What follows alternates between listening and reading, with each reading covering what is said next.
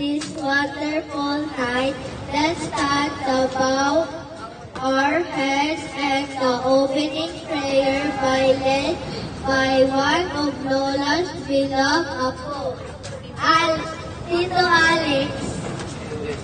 Pray.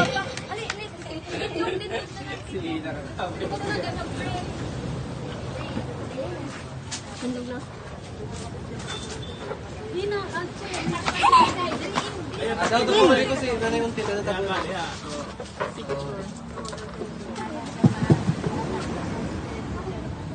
Si nanay nagkula. Si nanay na nagkula. Sorry, as one, wait.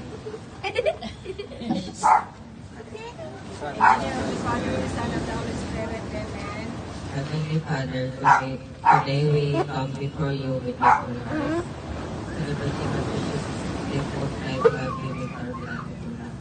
When she now for easy and years, you have guided her steps with her wisdom, faith, and wisdom. Guide her days with love that overflows all of us. Thank you for her gentle heart, for her kindness she shares so freely, for her love after that makes life our home, and for her stories that remind us of where we come from.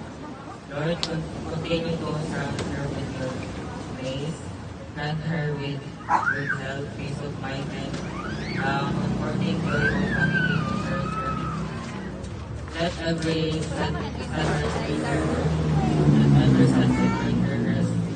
Make her remaining years be fine with the same life. So leaders may given multiplied and return to her 100-fold.